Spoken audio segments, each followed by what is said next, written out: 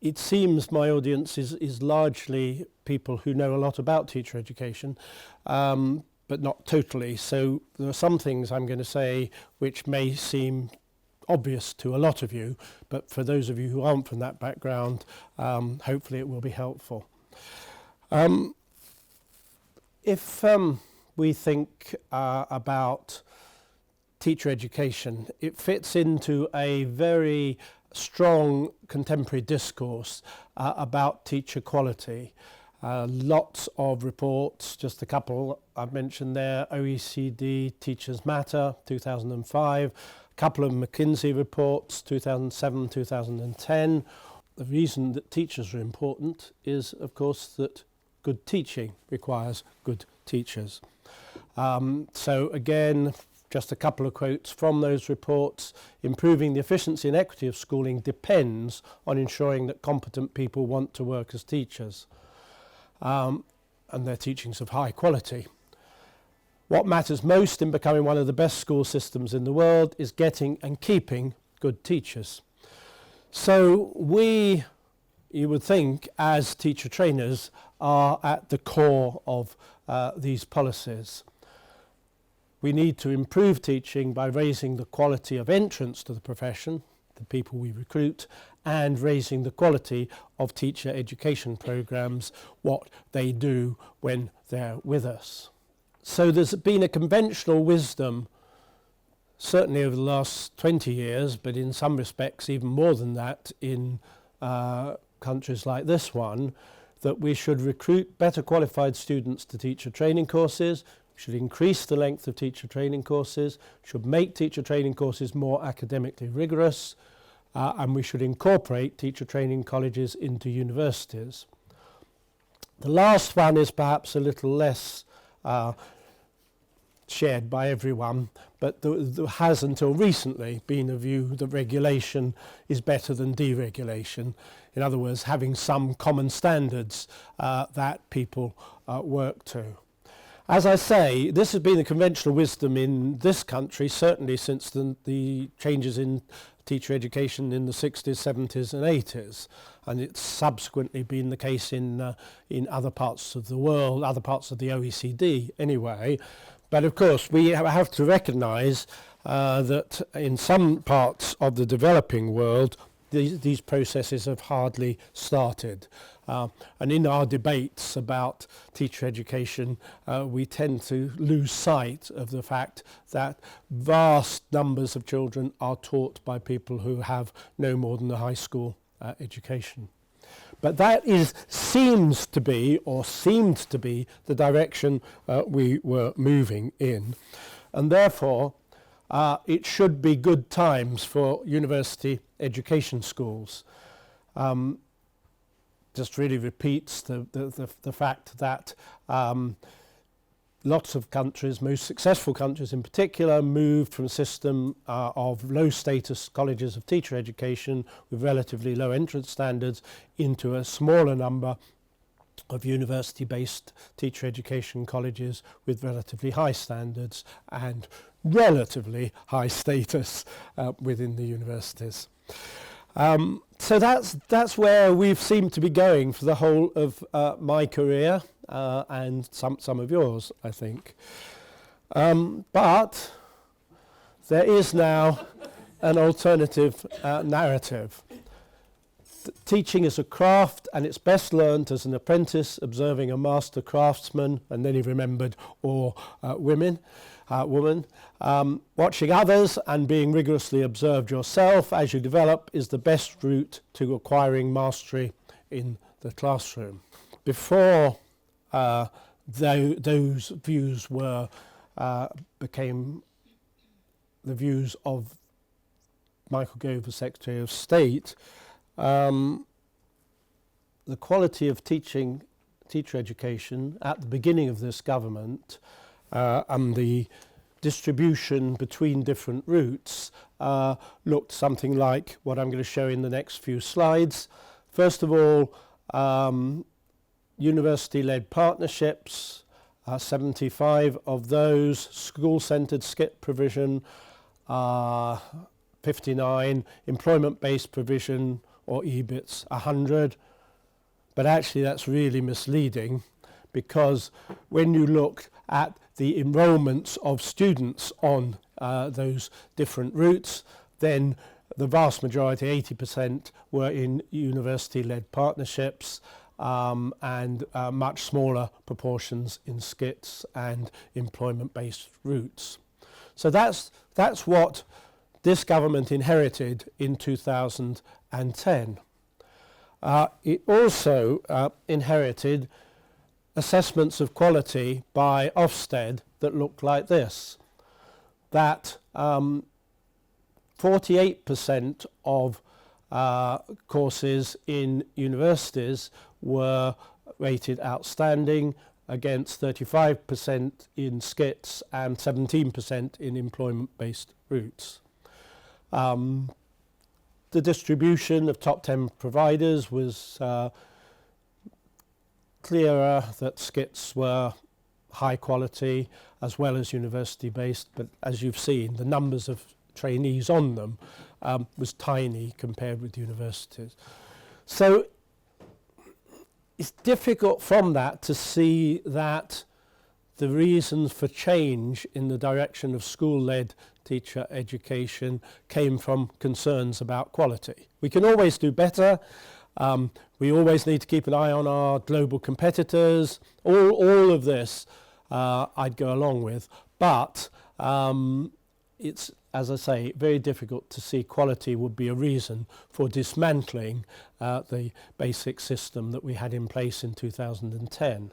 I think it's something else, and here I go back to 1991 when I gave an inaugural lecture at Goldsmiths College, University of London, called Next in Line for the Treatment, where I predicted that teacher education would be in line for the new right treatment.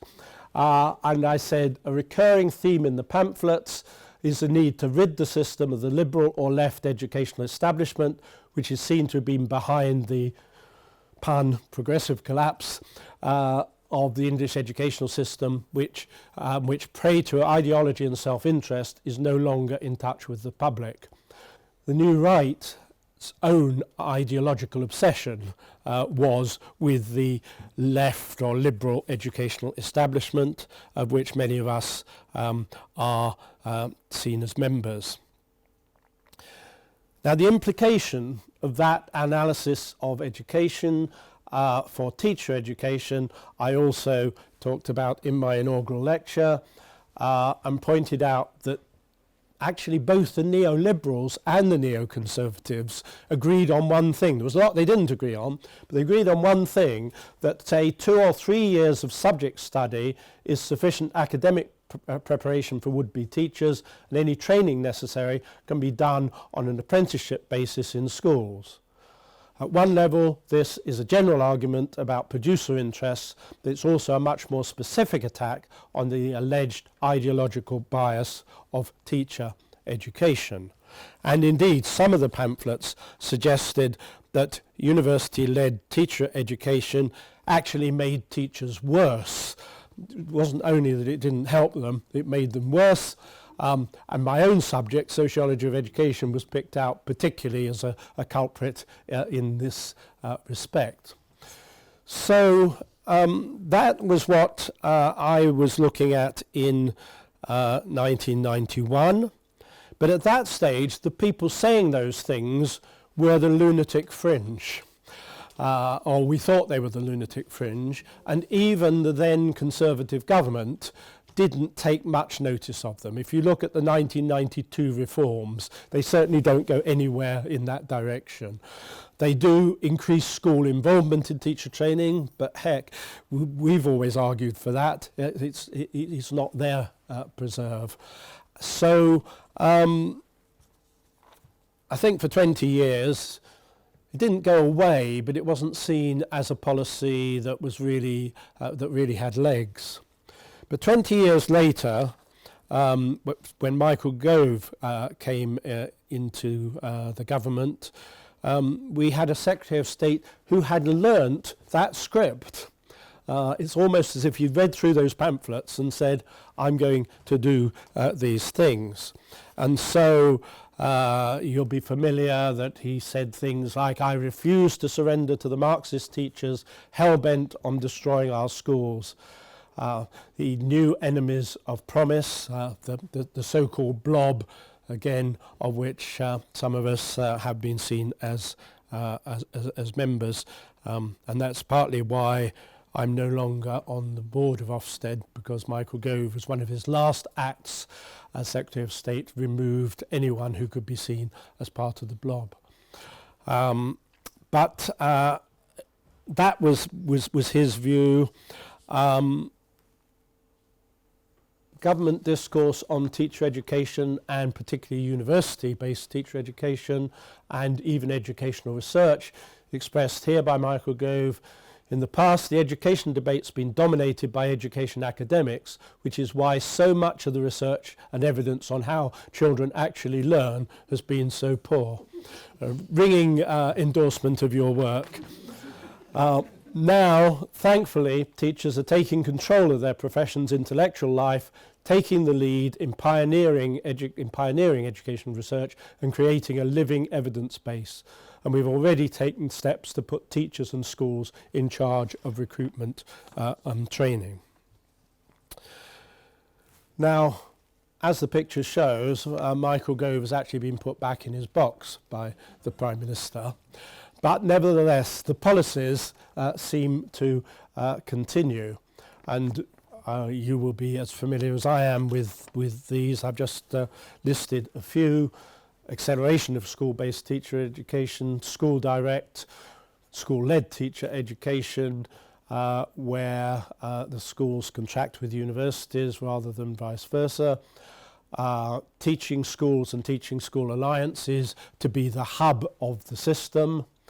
And then we've got the growth of academies and free schools, which don't even require their teachers to have qualified teacher status, something which seems to be being lost in some of the current debates that are going on, and I'll come back to that. And then you've got academy chains developing their own training programs. The shift towards school-led training is evident in those figures, because those figures show the government has pretty well achieved, in terms of allocations, though not recruitment, its aim of having half of all trainees on school-led routes by the end of the current Parliament. And the government, or at least some members of the government, would like it to go even further, and for at least a few individuals who would like universities right out of the picture. Now, university response obviously hasn't been too positive to that. Although it is ironic that some of the developments universities were centrally involved in. We haven't been opponents to them, but nevertheless that sort of history is forgotten. But the most recent university response, intriguingly, is from David Bell, who was the permanent secretary who presided over the early stages of the Gove reforms. And now, of course, is the Vice-Chancellor of the University of Reading, who argues that it's all got out of hand. School directors starting to choke off the best university postgraduate schools because of a false ideological fixation that university education departments are Marxist hotbeds. Here at Reading, I'm still searching to find my first Marxist in the Institute of Education. So he is now realised what we were telling him when he was permanent secretary, that it's all getting a bit out of hand. And it's leading in some new directions that I just want to mention. Some of you will know that I've written in the past about different modes of professionalism, traditional professionalism, managerial or governmental professionalism, what I call collaborative professionalism, and democratic professionalism.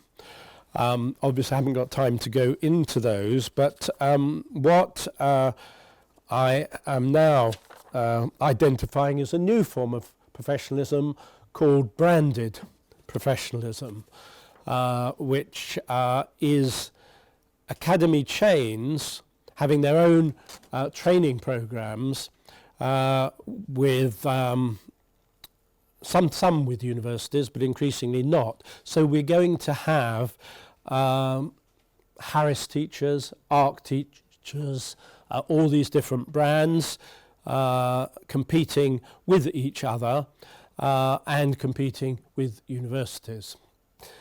Now, some universities have their own brand. I mean, Bath Spa, when Christine was leading the area of work, had Bath Spa teacher researchers.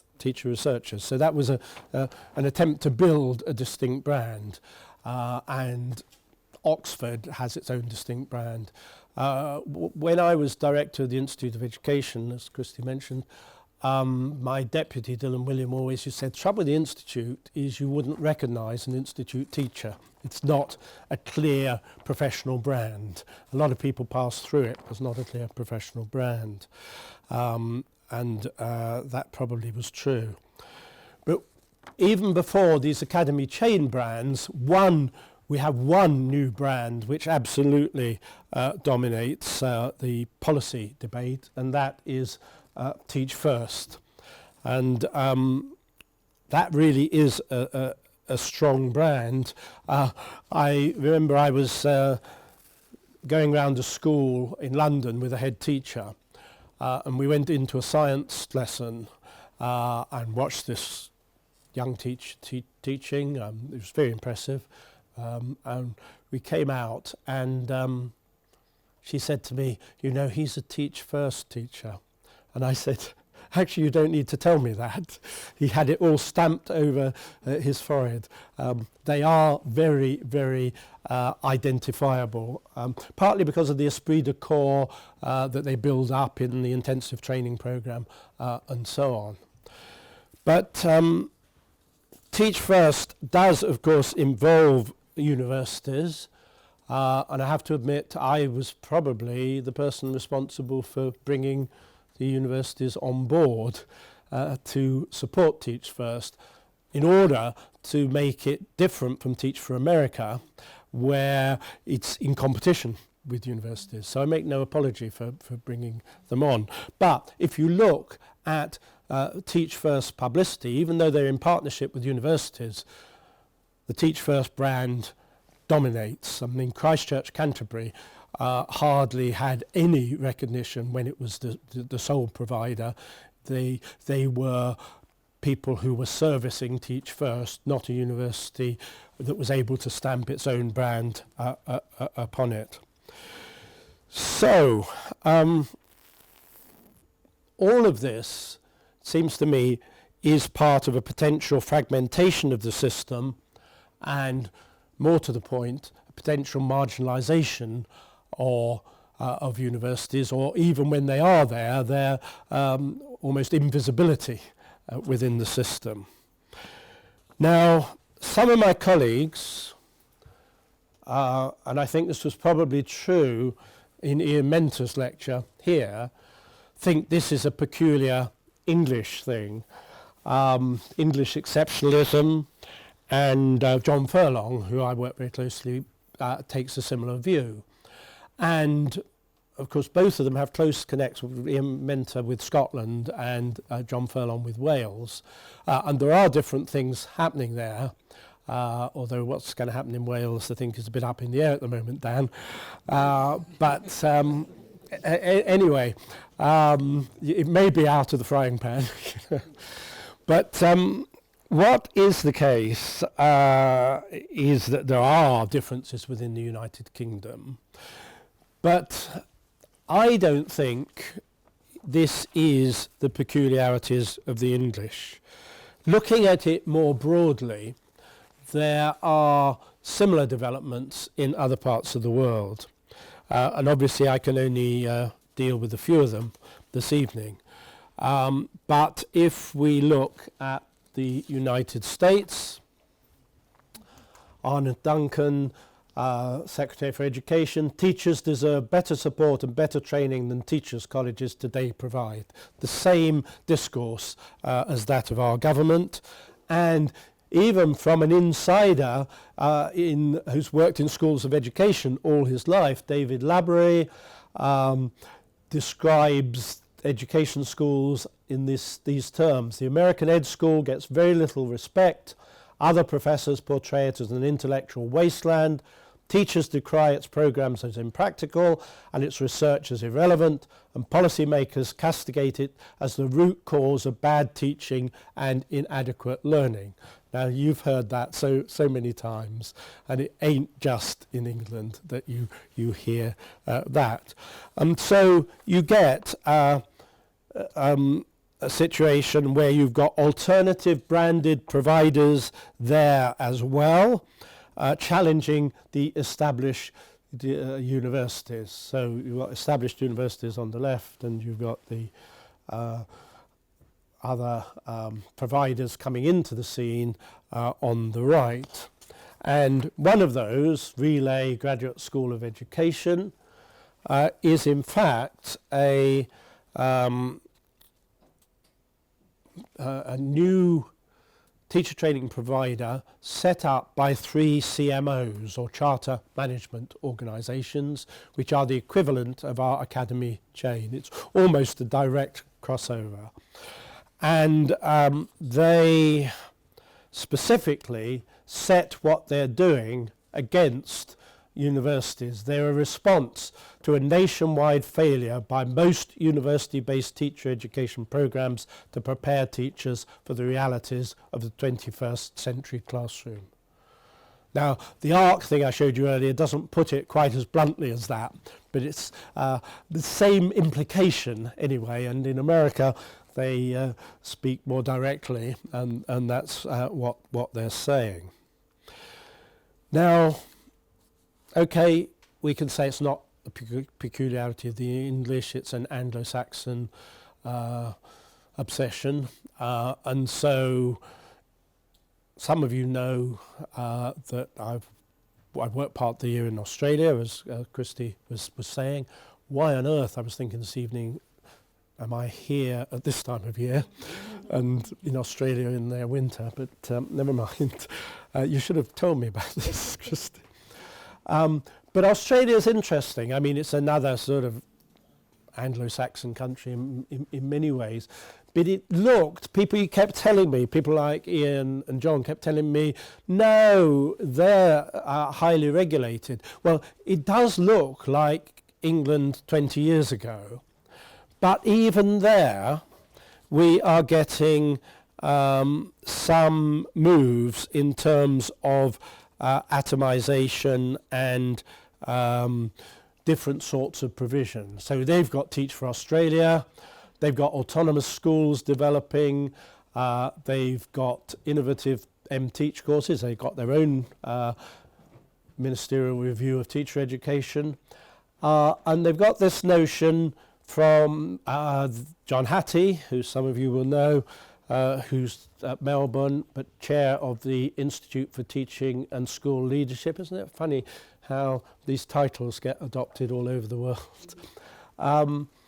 He is saying we're not going to judge everyone by the same standardized assessments. Universities can choose which assessment they're going to be judged against. So it's an example of proliferation of different approaches away from the national standardized scheme. At this point, I think the Carter Review, which came out last week, becomes relevant. Because some people have said to me who knew what I was going to say, well, you can't say that anymore because Carter's going to standardize the whole shebang again.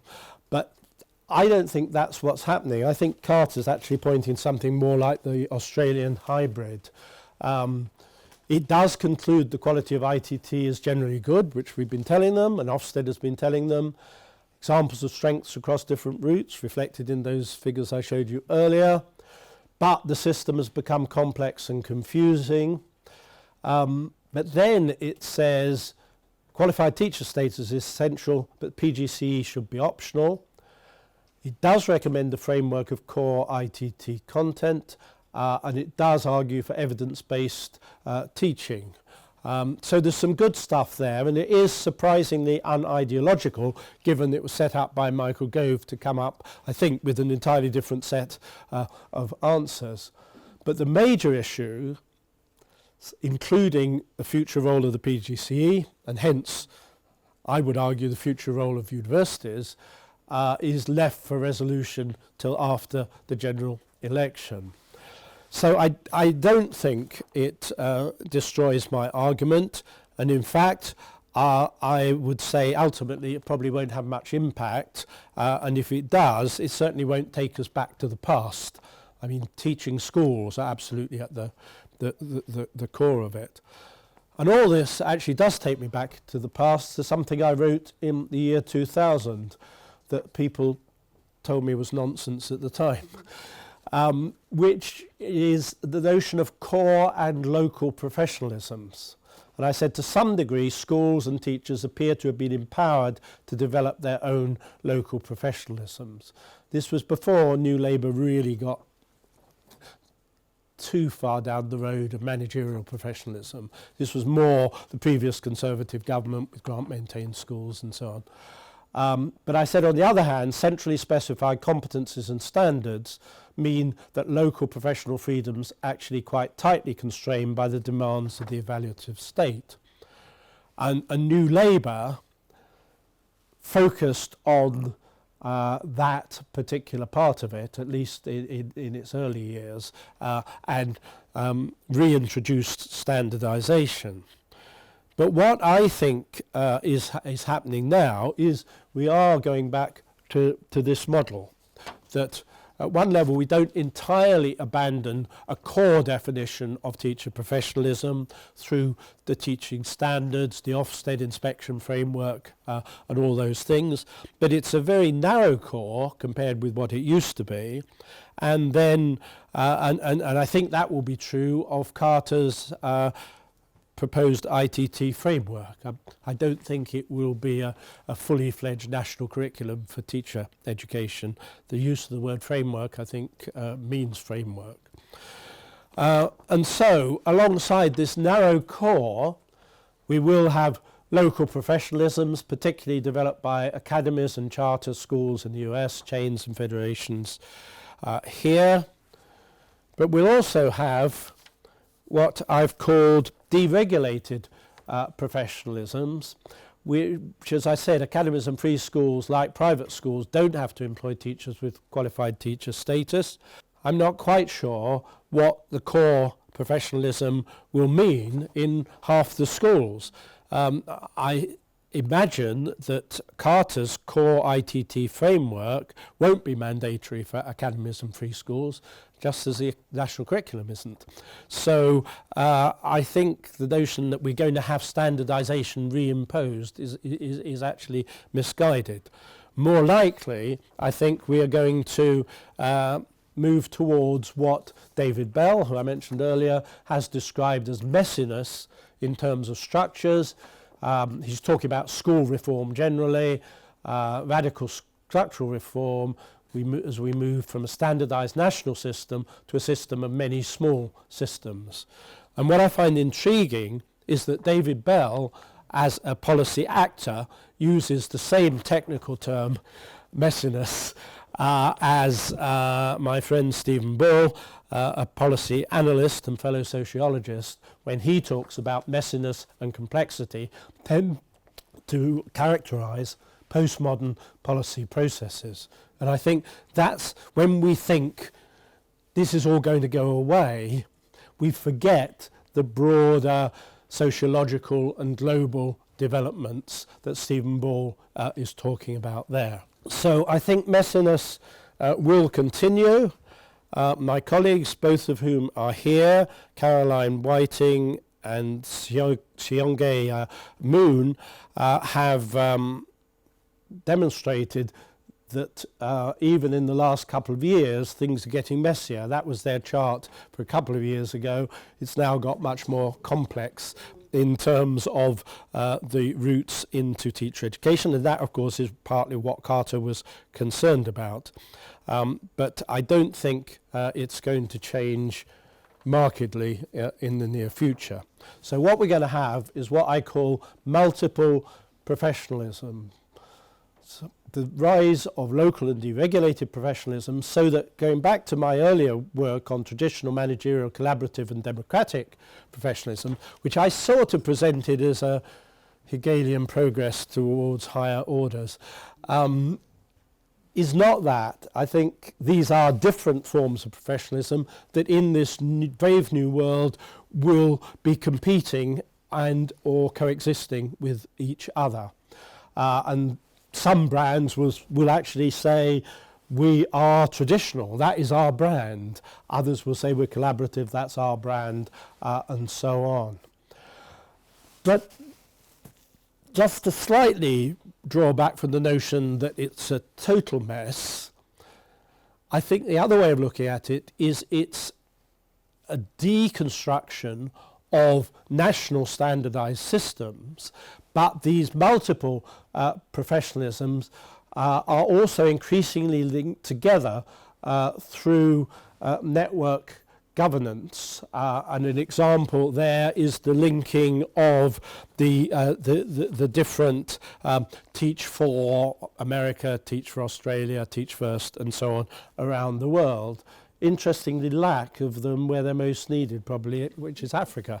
I find that map extraordinary. So you've got that, in a sense, bringing things back, tidying up the messiness. But you've also, of course, got global education companies like Pearson coming in and sweeping up the mess, and philanthropic foundations like the Gates Foundation, very active at the moment in the sphere of education. So that's my reading of it, that we're not experiencing just a local English development. There is a global development that it's part of. It works out differently in different local contexts, but nevertheless, I think you can detect it. So the question I want to ask in the remainder of what I talk about is what role for universities in this new world order for education and teacher education? Are they just here to do what the New Right wanted, provide teachers with strong subject knowledge and leave it at that? Do schools of education have a role in teacher education anymore? And then the other question I think we need to ask is whether or not they have a role in teacher education, do they have other roles that we need to protect? Now, my own reading for England is that there will be some full-service education schools remaining in universities. I know when I was advising the Select Committee, some ministers just wanted Russell Group universities to be involved, but I don't think it will look like that for a number of reasons. But I think there will be some full-service education schools. Other universities will abandon teacher education, as is already the case with Bath University, the Open University, and for different reasons, Anglia Ruskin University. And I think that will go on. I don't think they're the last to leave. Other schools, other universities, or will set up business units to become subcontractors to schools for school direct teacher education courses, and the Warwick model is more like this one. Some education schools may close completely and their research move to other departments, and private for-profit providers like Hibernia and Pearson will enter the field along with academy chains. So there will probably be fewer university departments, smaller university departments, and with more competition. But we'll see that in the future. But I do think we shouldn't see it as all negative. There are some opportunities in this re-engineered landscape. More opportunities for professionally relevant research in teaching schools and so on. Partnerships with these newer providers. There is a strong stress on evidence-informed policy and practice, including in the Carter report, and that should favour universities. And the problem is fragmentation increases both the transaction costs and the opportunity costs because you have to work with multiple partners. And also, if you're driven by partners, there is a potential threat to blue skies research and critical research, which we need to be aware of. But even if all this is part of a nasty neoliberal plot, which some colleagues think, I actually think we should call their bluff. I think we should take advantage of this. I wrote this last year. For years, teacher educators have complained about increasing standardization, constraining innovation and creativity, with unintelligent accountability systems replacing trust in professional judgment. The present government's rhetoric is about enhancing professionalism. So why don't we see whether the newfound freedoms can be used to further not new right education agendas, but other educational agendas. So that, I think, is what we should be doing. Now, I'm going to go through this quite quickly. Could be a whole lecture. But one big opportunity for universities is the growth of clinical practice.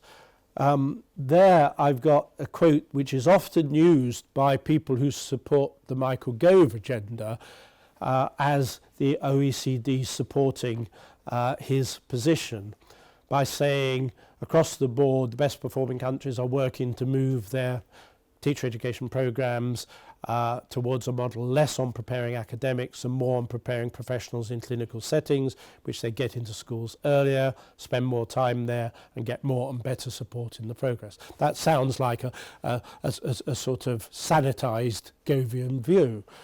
But right next to it in the same report is this statement that says some countries, notably Shanghai, China and Finland, of course the darlings of the OECD, provide teachers with the research skills needed to enable them to improve their practice in highly disciplined ways.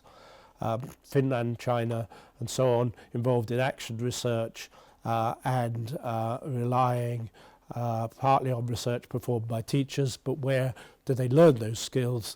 In universities, certainly in Finland. There is an argument that research is important, which goes against the sort of craft notion of Michael Gove. And also there was support in this from the Select Committee a couple of years ago who said a diminution of universities' current role in teacher training could bring considerable demerits. Training should include theoretical and research elements as well as school experience, as in the best systems internationally. So that's the part of the story that Michael Gove tended not to talk about. There are people who say that statement only got into the report because I was the specialist advisor to it, but that actually isn't true. It had almost unanimous support both of the advisors and of the committee. What is true is that Graham Stewart, the chairman, sacked me very soon after that, but I think that was for political reasons, not for my stance on teacher training, which he tended to agree with. What we tend to begin to talk about now a lot is research-informed clinical practice. And that's a model that the British Educational Research Association with the Royal Society of Arts recently wrote a report on, which is called Research and the Teaching Profession, Building the Capacity for a Self-Improving Education System. John Furlong chaired this group. I was a member of it, and Ian Mentor, another member of it. And it's got quite a bit of traction. And in that report, we suggest that research literacy is a third important core aspect of professional literacy, along with subject and pedagogical knowledge and practical experience.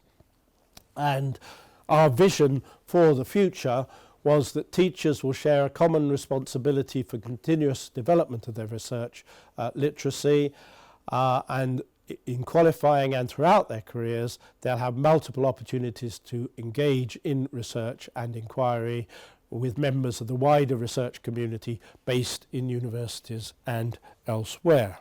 There is a role for universities if they are prepared to take it, and in some cases that's an if that is important. But I also want to say that I don't think we should go down the line of saying that universities' role is just in telling the teaching profession what works. I think John Furlong's book, really important book, Education and Anatomy of the Discipline, Rescuing the University Project, reminds us that there are more fundamental questions that we ask in university teacher education about the underlying assumptions about ends as well as means, which often get lost within the implementation of current policy on a day-to-day basis. And I think a lot of students will tell you that they value that in the university role. But I also want to say that actually schools of education do a lot more than teacher education or even research-based clinical practice. They do fundamental research, they do critical research, they do policy development, they do engagement with the community, and so on. And that's just the outline of the late lamented Institute of Education, University of London, now UCL, Institute of Education. But most schools of education would have a list as wide as that. But I think one of the issues facing us at the moment is how easy it is to do all these things in one school of education. And Andrew Pollard, who chaired the education sub-panel in the REF, recently wrote, "The activity required to compete successfully in social scientific terms is becoming increasingly distinct from the activity required to flourish in rapidly changing fields of teacher education. The pressure which this puts on staff working in education is extremely acute." And I'm sure there are lots of people in this room who will say, hear, hear to that. But that doesn't, in my view, mean we should give up and say the two things should be kept separate. Maybe our friends up the road at Bath University will be proved right in withdrawing from initial teacher education and focusing on social scientific research about education. Some of you will know I opposed that move at the time, and I still support the model of a full-service school of education like the one we have here at Bath Spa University, and I hope we can make it work even with these pressures, but time will tell. We will have to see. But meanwhile, my own priority is conducting some research that might help us to cut through the ideological mists that I've been describing and give us some answers to hitherto unanswered questions about education as a field of study. And I just mentioned 3 areas of research I'm involved in very briefly and then wrap up. Firstly, quite a few people here are involved in our own diversity in teacher education research project, which should help to answer the question whether different training routes attract different types of trainees and whether they produce different types of teachers. So that's work we're currently engaged in.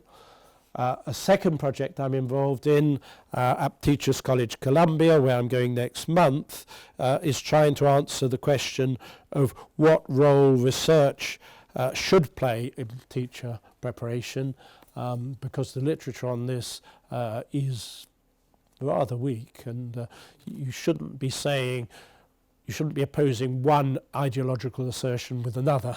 You do need the research to back it up, and so that's an important project there.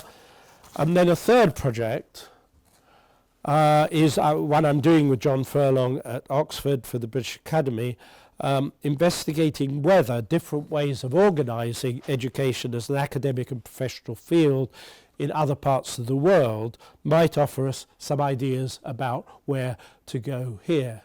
I mean, it is true that in some parts of the world, teacher education and the academic study of education are totally separate.